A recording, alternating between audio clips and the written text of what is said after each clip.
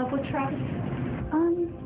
I think that being in love and loving someone are two different things. And there was a point in time where we were in love, but it was short-lived.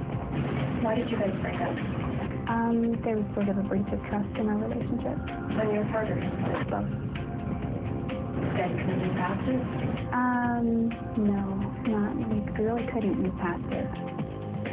As I look at defendant Jodi Arias, who's accused of a horrific murder, I think shades of the Casey Anthony case. Dwayne Cates, criminal defense attorney out of Phoenix, Arizona. And you have a pretty, very pretty, articulate, seemingly ladylike female defendant who is accused of unimaginable crimes. Yeah, you do. You know, Jane, Jodi Arias is the poster child for why you don't let your client go on TV. Especially you don't let your client go on TV unsupervised, because her own statements are going to be used against her throughout this whole thing. But, you know, she's not without some defenses in this case. Like what? Well, number one, the photographs, you mentioned that she's a photographer. Well, there's two sets of photographs that were recovered from the camera. One set is of her and Travis Alexander having sex and being naked, and those are all good pictures. The two pictures of the body, and it's not proven that it's Travis Alexander. I mean, they're pretty sure it is, but those are bad pictures. And she's a professional photographer, and would a professional photographer take bad pictures? Well, that's number one. Hypothetically, if you were shaking because you had just allegedly committed a murder, you might not be able to do the focus so well. I think you make an interesting point, though. We don't want to convict her. She's going to face her day in court. She has a presumption of innocence in court. And here as well, if her attorney wants to come on and talk to us, I'd love to talk to him. But I want to go back to Taylor Searle. You're a close friend of the victim, Travis Alexander. What about you creeped this out? You've said that from the moment you met Jodi, you got a bad vibe. Tell us about that.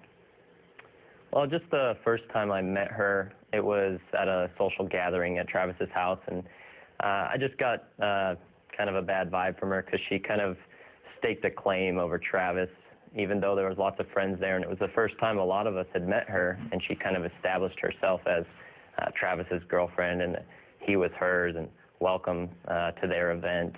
And it just kind of put me off that she was super possessive of him, and just from then, I kind of didn't get the best feeling from her and how she acted towards Travis. So you think she might have some psychological issues? Is it yes or no? Well, I mean, a very, very interesting element of this is as soon as the word spread around amongst all the friends that he was murdered, just the next day, his Facebook profile was barraged with pictures of them two that she posted.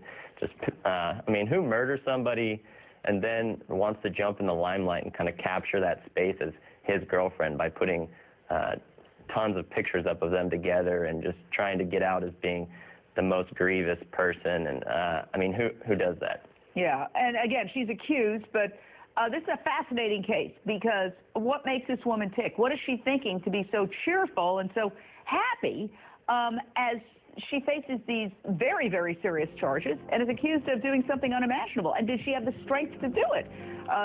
Travis Alexander was a big, burly guy. So on the other side of the break, we have a couple more thoughts. So stay right there because this trial, we are all over it.